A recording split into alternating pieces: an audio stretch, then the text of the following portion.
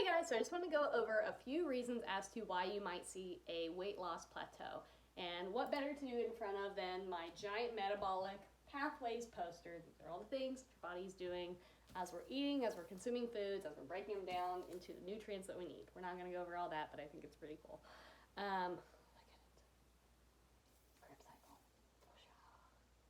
But anyway, so there might be a few reasons as to why you might see your weight loss stall. So maybe before you were doing pretty good, you were consistently losing weight, good for you if that happens, because rarely does it. And then all of a sudden you stall. Why might that happen? One of the reasons is as your fat cells are emptying out, you're utilizing fat stores and energy, they don't like to just immediately destroy themselves and explode. They kind of like to make sure this is a permanent change that you're making, because as humans we have, all fallen on and off and, changed our habits. And to our body might be interpreting this as, is this a short-term threat or a long-term threat? Is this a short-term change, an adaptation that we need to adjust to, or is this something short-term? Are we outrunning a lion? Has he been chasing us for a couple days? Or is this something where we really are just, this is how much we're going to eat now? Okay. Fair enough. So what does our body do? It actually fills those cells with other cellular fluids, liquids, waters, and typically a lot of us are consuming more water when we're trying to improve our healthy habits. So those fat cells will actually fill with other fluids first to act as a placeholder while they are in that phase of determining whether this is temporary, long-term change, etc. So as our body kind of gets the indicators that this is a permanent change, we are leaving these fat cells empty. They will either then shrink or go through cell death process. But our cells don't like to just die willy-nilly so they do have that short phase where they will fill and retain.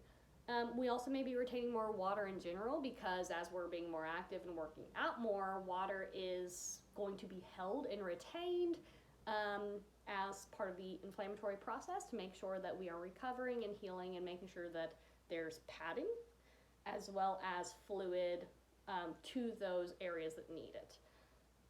Additionally, our muscles are going to hold glycogen. So carbohydrates, what do? They hold hydration, they hold fluids. Our muscles are already typically heavier, but this also is a contributing factor where they're going to hold more liquid.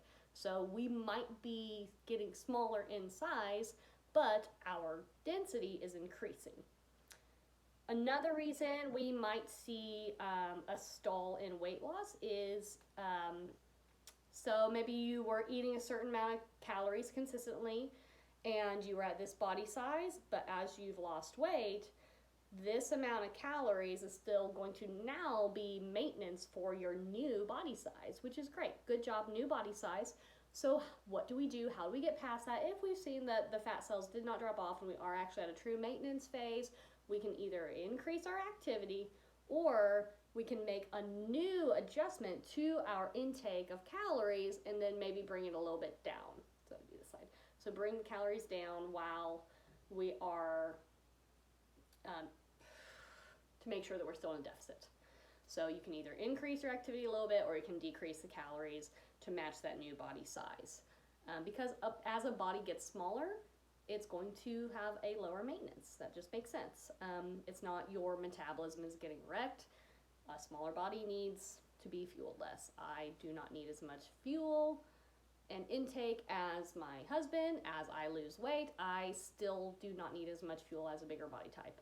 Additionally, fat typically does not need to be fueled, so that's why a lot of times you'll see people utilize lean body mass, while bigger bodies and fat cells do truly have they have an impact on hunger, satiety, your stomach size itself, the volume that it holds. All those are going to play a role in what satiates you, what your body has decided is what it needs. These also all will play into how much your body is considering maintenance calories. So those can all play into our intake amounts as well.